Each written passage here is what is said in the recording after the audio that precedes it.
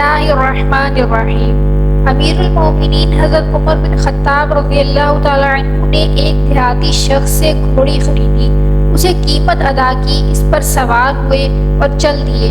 ابھی تھوڑی دور ہی گئے تھے کہ وہ لنگڑانے لگی۔ آپ رضی اللہ تعالی عنہ اسے واپس موڑ کر اس شخص کے پاس لے آئے جس سے خریدی تھی۔ فرمایا یہ گھوڑی واپس لے لو، یہ لنگڑاتی ہے۔ بیچنے والے نے کہا امیر المومنین یہ میں واپس نہیں لوں گا کیونکہ میں نے صحیح حالت میں آپ کے ہاتھ فروخت کی تھی۔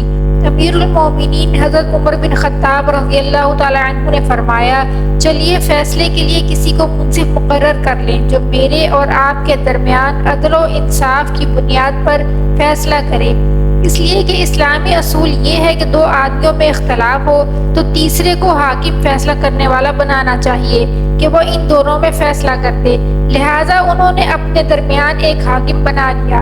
بدوی نے کہا کیا شریح بن حارث کندی کا فیصلہ آپ رضی اللہ تعالی عنہ کو منظور ہوگا؟ تو حضرت عمر فاروق رضی اللہ تعالی عنہ نے فرمایا جی ہاں مجھے منظور ہے۔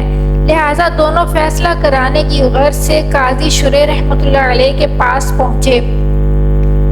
انہوں نے پہلے دیہاتی کی بات پورے اطمینان سے سنی، پھر حضرت عمر فاروق رضی اللہ تعالی عنہ سے کہا امیر المومنین کیا یہ گھوڑی جس وقت آپ رضی اللہ تعالی عنہ نے خریدی تھی اس وقت صحیح چل رہی تھی اور سالم تھی؟ فرمایا جی ہاں۔ قاضی شریح رحمۃ اللہ علیہ نے کہا اے امیر المومنین جو چیز آپ رضی اللہ تعالی عنہ نے صحیح حالت میں خریدی اسے اب اپنے پاس رکھیے یا پھر اسے اسی حالت میں واپس لوٹائیں جس حالت میں آپ نے اسے خریدا تھا۔ امیر المومنین نے قاضی شریح کی طرف بڑے تعجب سے دیکھا اور فرمایا کیا یہ فیصلہ انصاف پر مبنی ہے؟ قاضی شریح نے کہا حق بات اور عدل و انصاف کا تقاضا یہی ہے۔ حضرت عمر بن خطاب رضی اللہ تعالی عنہ یہ فیصلہ سن کر خوش ہوئے اور فرمایا اب آپ کوفہ تشریف لے جائیں کیونکہ میں نے آپ کو وہاں کا رئیس القضات یعنی چیف جسٹس مقرر کر دیا ہے۔ بلا شبہ آپ جیسا نڈر اور باصلاحیت شخص ہی اس اہم منصب پر فائز ہو سکتا ہے۔ جن دنوں امیر المومنین حضرت عمر بن خطاب رضی اللہ تعالی عنہ نے شریح بن حارث کندی کو رئیس القضاء یعنی چیف جسٹس کا منصب سونپا، ان دنوں وہ مدینہ منورہ کے معاشرے میں غیر معروف اور غیر مشہور نہ تھے بلکہ اونچے درجے کے صحابہ کرام رضوان اللہ علیہم اجمعین اور بڑے مرتبے کے تابعین رحمۃ اللہ علیہ میں خوب جانے پہچانے جاتے تھے۔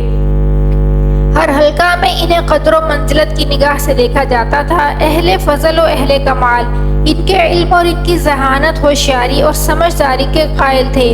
یہ یمن کے رہنے والے تھے اور عرب کے مشہور قبیلہ کندی سے ان کا تعلق تھا، کیونکہ اس زمانے میں جو بھی اسلام لے آتا پھر وہ اسلام کو پھیلانے کی محنت میں لگ جاتا۔ جب عرب نور ہدایت سے چمکا اور اسلام کی روشن کرنیں سرزمین یمن تک پہنچی تو قاضی شریح ان خوش نصیبوں میں سے تھے جنہوں نے اللہ تعالیٰ اور اس کے رسول صلی اللہ علیہ وسلم پر ایمان لانے کی سعادت حاصل کی اور حق و ہدایت کی دعوت کو قبول کیا۔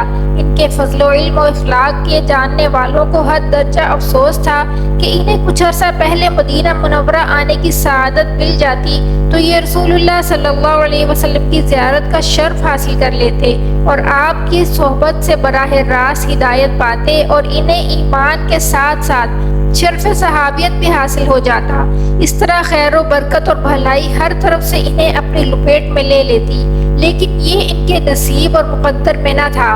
ہوتا وہی ہے جو اللہ جل شانہ چاہتے ہیں۔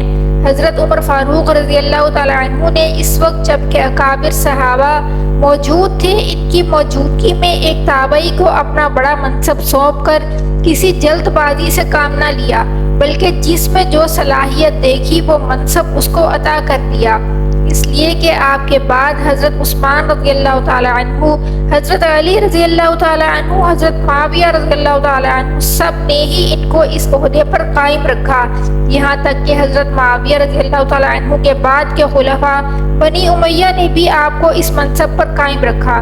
آپ رحمۃ اللہ علیہ نے 107 سال تک کی عمر پائی جس میں سے 60 سال تک اللہ تعالیٰ کی دی ہوئی توفیق سے قاضی کی حیثیت سے خدمات سر انجام دی۔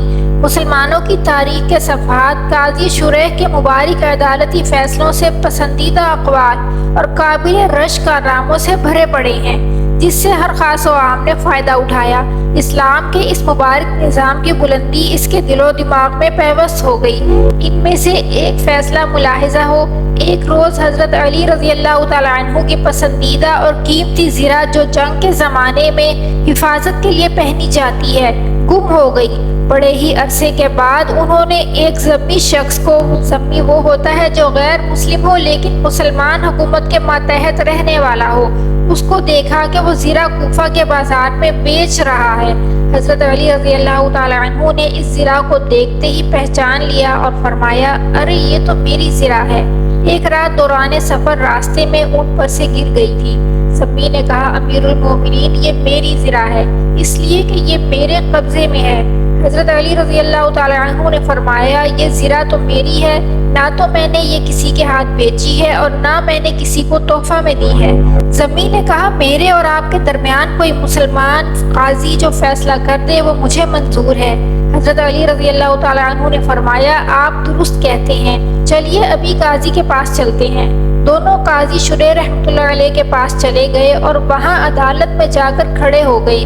قاضی شریح رحمۃ اللہ علیہ نے حضرت علی رضی اللہ تعالیٰ عنہ سے پوچھا، آپ کیا کہنا چاہتے ہیں؟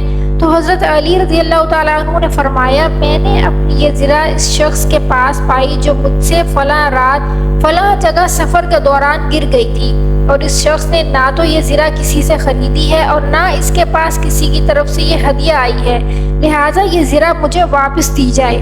قاضی شریح نے ذمی سے کہا، آپ اس کے متعلق کیا کہنا چاہتے ہیں؟ اس نے کہا، یہ زرہ میری ہے کیونکہ اس وقت یہ میرے قبضے میں ہے اور میں امیر المومنین پر کسی قسم کا کوئی الزام لگانا نہیں چاہتا۔ قاضی شریح نے حضرت علی رضی اللہ تعالیٰ عنہ کی طرف دیکھا اور ارشاد فرمایا، امیر المومنین آپ کے سچا ہونے میں مجھے کوئی شک نہیں، یہ زرہ بلا شبہ آپ ہی کی ہے، لیکن چونکہ اس وقت مقدمہ عدالت میں ہے، اسے اپنی ملکیت ثابت کرنے کے لیے آپ کو 2 گواہ پیش کرنا ہوں گے۔ حضرت علی رضی اللہ تعالیٰ عنہ نے فرمایا، ہاں، میرا غلام عنبر اور میرا بیٹا حسن رضی اللہ تعالیٰ عنہ میرے حق میں گواہی دیں گے۔ قاضی شریح رحمۃ اللہ علیہ نے کہا، امیر المومنین، غلام کی گواہی آقا کے حق میں اور بیٹے کی گواہی باپ کے حق میں قابل قبول نہیں۔ حضرت علی رضی اللہ تعالیٰ عنہ نے یہ سن کر ارشاد فرمایا، سبحان اللہ، ایک جنتی آدمی کی شہادت قبول نہیں۔ کیا آپ نے رسول اقدس صلی اللہ علیہ وسلم کو یہ فرماتے ہوئے نہیں سنا کہ حسن اور حسین سیدہ شباب اہل الجنہ، حسن اور حسین جنتی نوجوانوں کے سردار ہیں؟ قاضی شریح نے کہا، امیر المومنین، یہ درست ہے، لیکن میں باپ کے حق میں بیٹے کی گواہی کو جائز نہیں سمجھتا۔ حضرت علی رضی اللہ تعالیٰ عنہ نے ذمی کی طرف دیکھا اور فرمایا، یہ زرہ اپنے قبضے میں ہی رکھ، کیونکہ میرے پاس ان کے سوا کوئی گواہ نہیں۔ یہ صورتحال دیکھ کر ذمی نے کہا، امیر المومنین، میں گواہی دیتا ہوں کہ یہ زرہ آپ ہی کی ہے۔ پھر وہ تعجب سے کہنے لگا، اے اللہ، اسلام میں انصاف کا معیار کتنا اونچا ہے۔ آج امیر المومنین اپنے ماتحت قاضی سے فیصلہ کرانے کے لیے پیش ہوا اور قاضی نے سماعت کے بعد فیصلہ امیر المومنین کے خلاف میرے حق میں دے دیا۔ میں گواہی دیتا ہوں کہ وہ دین جو اس قسم کے فیصلے کرنے کا حکم دیتا ہے وہ برحق ہے، اور میں آج اس سے متاثر ہو کر عدالت کے سامنے سچے دل سے اللہ کی وحدانیت کا اقرار کرتا ہوں۔ اور اس کے بعد اس نے کلمہ پڑھا اور مسلمان ہو گیا۔